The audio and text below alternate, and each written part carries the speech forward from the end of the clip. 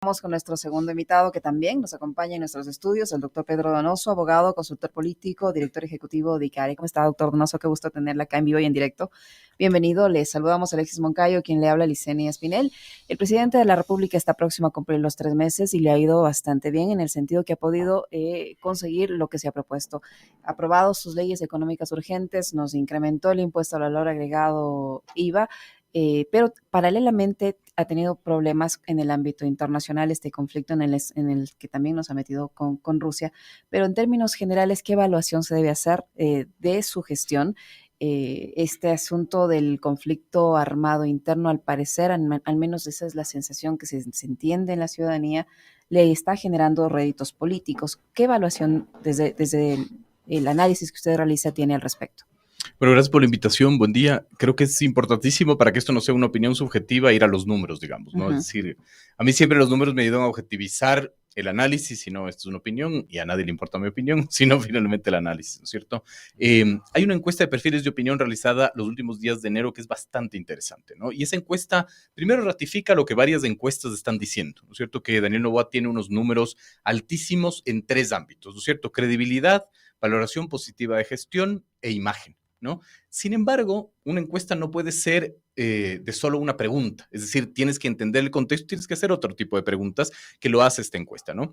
Lo interesante finalmente es, además de la alta valoración que tiene Noboa, preguntan sobre el humor social. Para nosotros, desde ICARE, desde el gabinete estratégico que yo dirijo, el humor social es fundamental porque cuando tienes a una sociedad altamente pesimista, tienes menos margen de maniobra para tomar decisiones, ¿no es cierto?, para hacer cambios estructurales, ¿no? Y es muy interesante ver cómo Noboa, intencional o inintencionalmente, bajó finalmente el pesimismo, ¿no? En el 2023 el promedio fue 9 de cada 10 ecuatorianos y ecuatorianas pesimistas del presente. Hoy la cifra de perfiles de opinión nos dice que 5 de cada 10 se sienten pesimistas, ergo 5 de cada 10 se sienten optimistas, digamos, ¿no? Es decir, hubo una caída bien interesante en el pesimismo, es decir, en el humor negativo social. Sin embargo, cuando vuelves a hacer otra pregunta, como por ejemplo, ¿cuál es su principal problema? La inseguridad, 7 de cada 10 te lo dicen. Pero cuando te dicen, ¿usted cree que la violencia va a empeorar, va a mejorar o va a seguir igual? 7 de cada 10 te dicen que va a seguir igual o va a empeorar. Esto quiere decir que finalmente, ¿no es cierto?, el humor social a la larga es bastante momentáneo y podríamos decirlo como hipótesis, la gente de una u otra manera está aferrándose a una esperanza, por más de que sabe que es momentánea, ¿no es cierto?, a finalmente una paz, digamos, momentánea, una paz que quizás no es real, etcétera. Esto podría demostrarnos que las cifras finalmente que se están manejando son bastante frágiles. Es decir, que la aprobación de Noboa con un hecho violento en 24 horas, como sucede en el Ecuador, ¿no es cierto? Este país es un país de minutos, finalmente, ¿no es cierto? Todo podría cambiar. Pedro, bienvenido, qué gusto tenerte acá, buenos días. ¿En dónde identificas tú que está, digamos, la parte más importante de esta estrategia que ha utilizado Noboa para mejorar justamente ese estado de ánimo de la gente?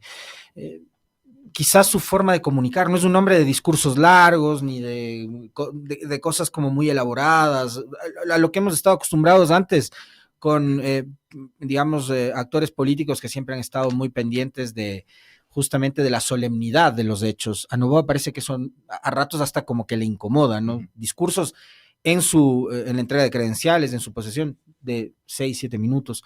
¿En dónde identificas tú que él ha hecho clic con esta sociedad que venía deprimida, golpeada? A ver, digamos, yo trabajo mucho con la comunicación, ¿verdad? Pero siempre sostengo, y estos son debates que tengo con colegas, ¿verdad? Siempre sostengo que la comunicación finalmente no es la cosa más importante y todo el mundo cree que lo es y no lo es. Es decir, si tú no tienes resultados, puedes tener la mejor comunicación que quieras, puedes tener los mejores TikToks, los videos mejores hechos, ¿no es cierto? Pero si no hay resultados plausibles y reales, eso no funciona. Entonces, yo creo que de una u otra manera, digamos, el decreto de guerra interna, los militares en las calles, ha bajado de una u otra manera la percepción de violencia e inseguridad, ¿verdad? Y claro, finalmente la gente, y esto lo lanzo como hipótesis, necesitada de resultados inmediatos se aferra finalmente a lo que sea, ¿no? Por ejemplo, yo vuelvo a los números, ¿no? Cuando haces la pregunta en esta misma encuesta de, ¿usted cree que el gobierno de Noboa tenía una estrategia para combatir la violencia, ¿verdad? 4 de cada 10 te dicen que no tenía una estrategia y que la desarrolló en medio de la crisis. Y 3 de cada 10 te dicen que no tiene una estrategia, sino que está improvisando. Sin embargo, los números de Noboa, ¿no es cierto?, en credibilidad, valoración de gestión e imagen son más del 80%. Es decir, es muy interesante, digamos, el comportamiento social en ese sentido, ¿no? Entonces, no creo que tiene que ver con la comunicación, no creo que tiene que ver con los discursos, eso puede abonar o empeorar, pero si no tiene resultados plausibles va a ser muy complejo finalmente, ¿no? Entonces, creo que el análisis puede ir por dos sentidos. Por el sentido finalmente de los números, ¿no es cierto? Y por lo que decía Licenia, es decir, este éxito en la gestión política de aprobar toda ley que ha enviado finalmente, ¿no? Sí. Y eso es bastante llamativo y bastante interesante. Ahí hay que regresar a ver a cuál es finalmente la negociación que hay en la Asamblea Nacional, ¿no? Es decir, se sabe o se especula o se rumorea, porque además nadie lo ha aclarado, que hay una alianza finalmente con el Partido Social Cristiano y la Revolución Ciudadana, ¿verdad? La última aprobación de la elevación del IVA sin duda finalmente demuestra aquello, por más de que la Revolución Ciudadana diga que votaron el archivo, que pidieron el archivo, que no enviaron, hay finalmente una aprobación del IVA, no hubo una gestión política de su parte, por lo tanto sí hay, digamos, una gestión política bastante interesante de parte del gobierno de Noboa y creo que eso es lo que hay que recalcar, digamos, ¿no? Habrá revisado ayer la crónica publicada en Diario El Universo por Vicente Ordóñez sobre el papel y el rol de Henry Kronfle, ¿no? Uh-huh. Es un personaje clave también en esta buena relación que actualmente tiene el Ejecutivo con el Legislativo, porque si volteamos a ver lo que pasaba hasta antes de la muerte cruzada, teníamos dos funciones del Estado que no había oportunidad alguna de que puedan encontrar un punto de acuerdo. Y ahora tenemos una asamblea y un ejecutivo que parecería que hasta coordinan, ¿no? Casi perfecta, coreográficamente, las aprobaciones de las leyes. Totalmente. Concuerdo finalmente que Kronfle es una figura fundamental, evidentemente, pero no podría ser una figura fundamental si no tuviera los votos. Es decir, regresemos a ver lo que fue Guadalupe Llori. Guadalupe Llori era una figura fundamental para Guillermo Lasso, pero sin votos finalmente terminó siendo destituida. Pero ¿no también tiene que ver con la forma de hacer política y Kronfle termina siendo un actor que no es conflictivo o que no convoca mucho al conflicto, lo que sí en su momento Guadalupe Llori se abrió demasiados frentes. Creo que tiene más que ver con la estrategia estructural del partido, digamos, ¿no? Sin duda, Kronfle, digamos, un gran operador, lo estamos demostrando, lo está demostrando, ¿no es cierto? Pero claro, si no hubiese finalmente esa estructura partidista con una alianza con el gobierno, ¿no es cierto? Si no tuvieras operadores del Partido Social Cristiano adentro del gobierno, ¿no es cierto? Exacto. Esteban Torres finalmente, no sé si sigue siendo, pero fue parte del Partido Social Cristiano. Entonces, sí hay una relación. Ahí la gran pregunta es, ¿qué está haciendo el gobierno con el Partido Social Cristiano y qué está haciendo el Partido Social Cristiano con el gobierno? ¿Están, digamos, coordinando? ¿Este es un gobierno apadrinado por el Partido Social Cristiano o el gobierno está mermando de las estructuras del Partido Social Cristiano? Esas son, digamos, las preguntas que hay que hacerse y es el análisis. Tiene a Esteban Torres como viceministro de gobierno y a Diana Jacome, que fue candidata vicepresidencial de Jan Topic por el PSC como asesora. Totalmente. Ahorita las hermanas Jaramillo, por ejemplo, ¿no es cierto? Una de ellas que votó. Exacto. Una de ellas es funcionaria de la presidencia, otra acaba de ser separada del Partido Social Cristiano. Es decir, hay que ver cómo va esa relación, ¿verdad? Pero claro, esa luna de miel tiene fecha de caducidad y esa fecha de caducidad es del proceso eleccionario. Usted hablaba de la fragilidad de las cifras que presenta al momento el presidente Daniel Noboa, doctor Donoso, y yo me pregunto si el tiempo que le dure esa ventaja en las cifras, cuánto puede ser, tomando en cuenta que ha caído en muchas contradicciones. El presidente, por ejemplo, en la campaña decía que estaba en contra del incremento de los impuestos, y lo primero que nos ha hecho, porque fue propuesta del presidente, que haya pasado o no pasado en la asamblea es otra cosa, pero fue una propuesta presidencial, ha incrementado el impuesto al valor agregado IVA, que no al trabajo por horas, que no a la reducción de derechos, nos ponen una consulta popular, el trabajo por horas, que no a la reducción del Estado y se van a fusionar varias instituciones públicas y se habla de una reducción de más de $1,000 millones en el Estado, que el uso de una hora del avión presidencial se financiaba una carrera universitaria, criticaba el avión, el uso del avión, y resulta que lo utiliza para una cuestión estrictamente personal. Toda esta serie de contradicciones pueden en determinado momento hacer que esas cifras le duren menos o sean mucho más frágiles de lo que pueden ser ahora? A ver, yo creo que no. ¿Y por qué no? Porque finalmente nosotros estamos viviendo una situación límite, ¿no? Es decir, aquí finalmente yo creo que el gobierno de Noboa tiene un montón de desventajas. Creo que asumió un país profundamente destrozado, el tejido social, sin dinero en las arcas estatales, pero tiene una gran ventaja, que es la ventaja de la comparación. Es decir, todo lo que haga medianamente bien ya va a ser bien valorado frente a un gobierno tan desastroso como fue el de Guillermo Lasso, ¿no? Entonces, tiene ahí un margen de maniobra, ¿no? Y lo estamos viendo. Es decir, ha enviado una ley económica urgente finalmente cada 3 semanas, me parece que es el promedio, ¿verdad? Y eso ya es como un wow, hay presidente, digamos, ¿no? Entonces, esa es una gran ventaja. Pero la situación era tan compleja y tan grave, ¿verdad? Que ahora finalmente que las muertes violentas bajen en un 30%, ya le da este respaldo finalmente al presidente, ¿no? Volvamos a las cifras, supremamente interesante, como les digo.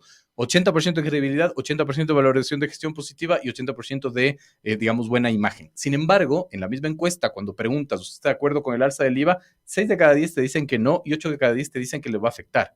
Entonces, la gran pregunta es, ¿cómo finalmente, si el proponente del aumento de un impuesto es del presidente, ¿cómo tiene esta valoración positiva finalmente? Con estas pequeñas victorias, ¿no? Son estas fast wins, digamos, que dicen los gringos, ¿no? Estas cosas muy rápidas, ¿no es cierto? Que de una u otra manera tienen un buen resultado. El tema ahí es que esas victorias rápidas, ¿no es cierto?, tienen fecha de caducidad en un país tan inestable como el Ecuador, donde mañana, ojalá no suceda, vuelven, digamos, a tomarse un canal de televisión y todo, digamos, se cae, ¿no? Entonces, claro, el mantener finalmente esta fragilidad le va a costar al presidente y es por eso cuando ahí la consulta popular significa, digamos, un tema de juego bastante interesante. Como para mantenerse en esos niveles. Como para mantenerse, como para aprobar su aprobación, como para justificar su aprobación, como ver cómo le va finalmente en un proceso eleccionario, ¿verdad? ¿Qué puede poner en riesgo esa consulta popular?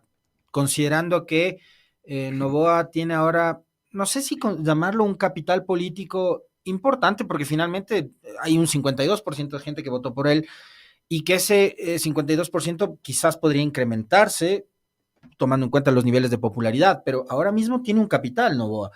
¿Y ese capital qué tanto podría estar en riesgo en una consulta popular como la que se viene el 21 de abril próximo? Tendríamos que definir qué es capital político. Para mí el capital político tiene que ver con estructura, tiene que ver con identidad, tiene que ver con relación, digamos, elector-actor político. Yo creo que no tiene un capital político, finalmente tiene una aceptación, diría, ¿no? Todavía una valoración no de gestión. Partido propio, ¿no? Exactamente. Perdón, uno de los partidos que les llevó finalmente a la victoria acaba de ser desaparecido por el Consejo Nacional Electoral. Entonces, igual, y acaba de presentar, digamos, las firmas para su movimiento, etcétera, etcétera. Entonces, capital político, yo podría debatirlo y discutirlo. Lo que creo es que finalmente tiene una fast win, digamos, ¿no? Tiene una ganancia muy rápida. Para contestar a la pregunta, el tema aquí es que todo puede suceder en el Ecuador, ¿no es cierto? Desde un desastre natural, ojalá no suceda evidentemente, hasta finalmente un hecho de violencia. Entonces, esa gran valoración, como les digo, está sujeta finalmente a una fragilidad profunda, porque si no, ¿no es cierto? El optimismo futuro se mantendría.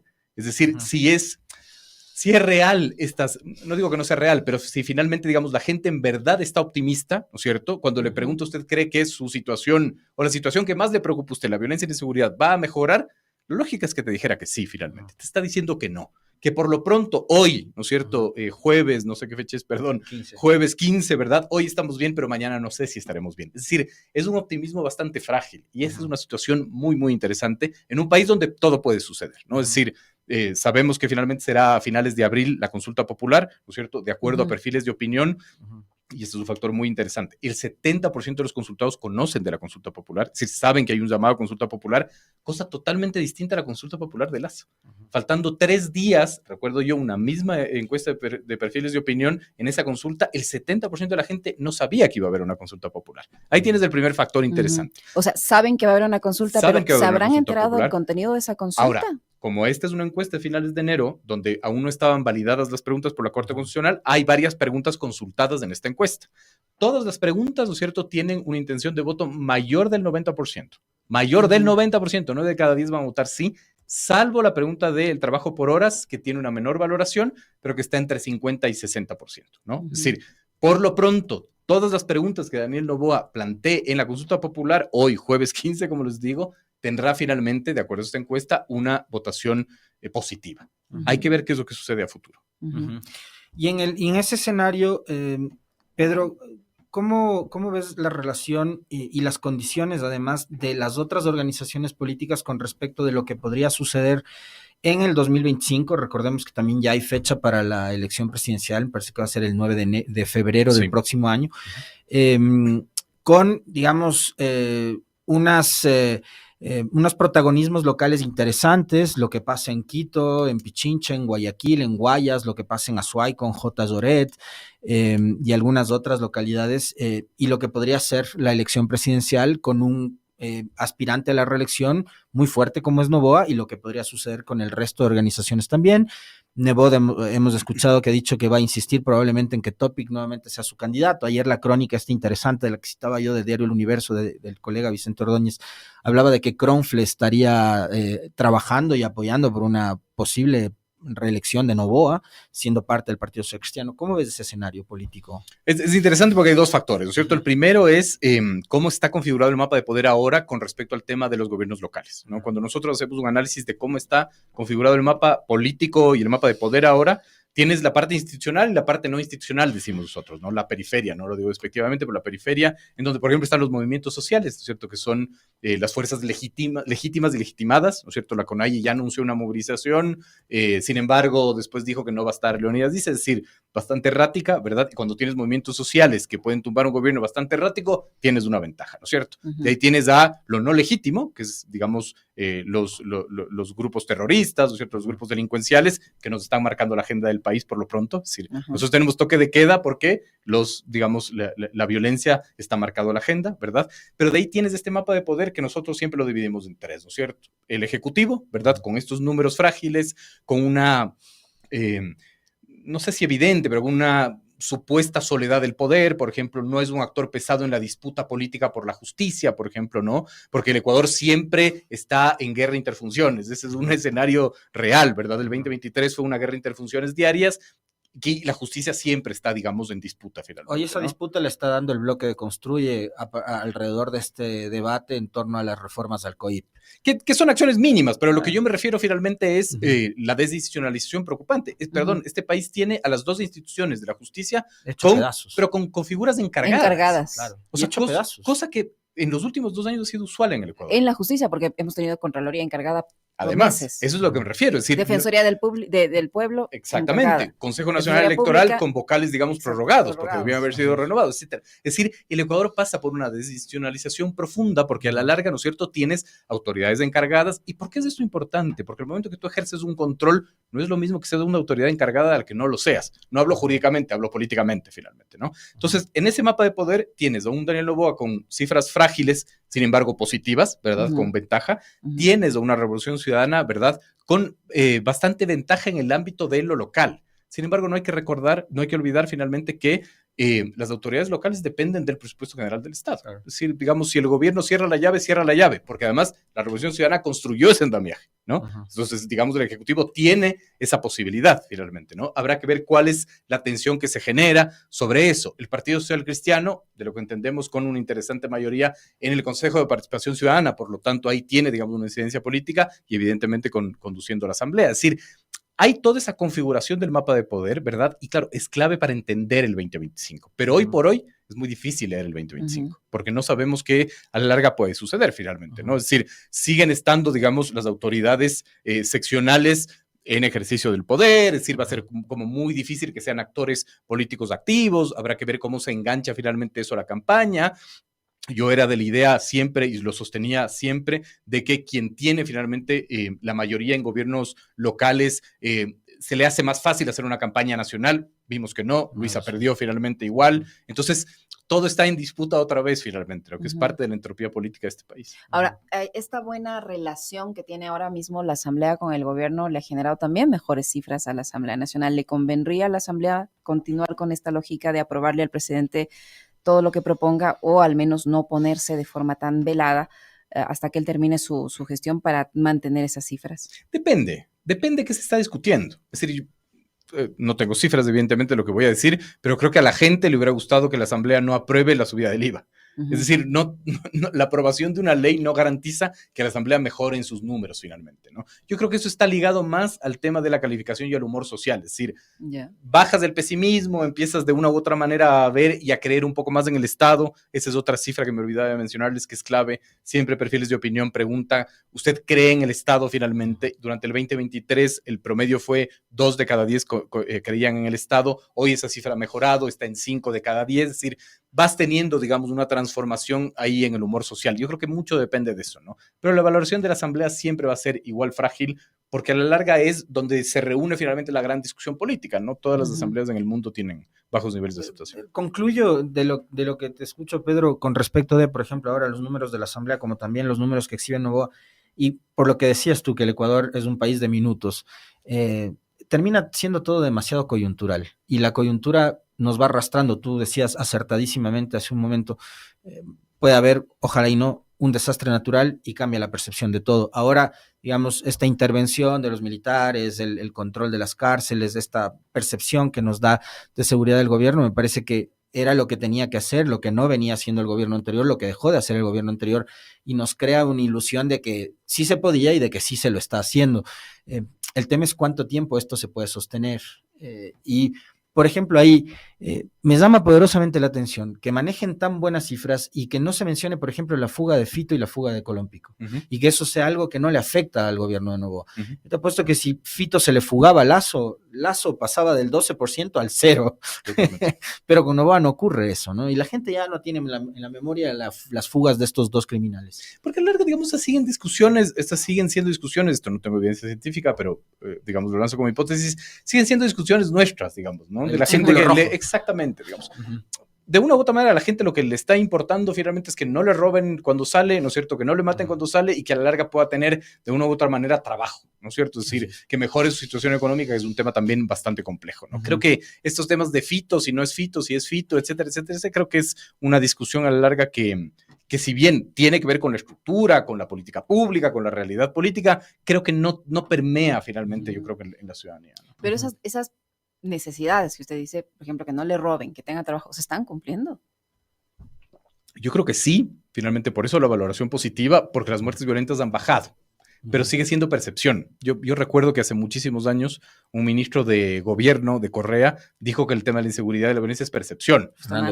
No lo debió haber dicho el ministro, pero tiene conceptualmente razón, finalmente. Es percepción. Es decir, la inseguridad a la larga es percepción. Entonces todo el mundo dice, no, pero la tasa de muertes violentas, finalmente, obviamente eso no es percepción.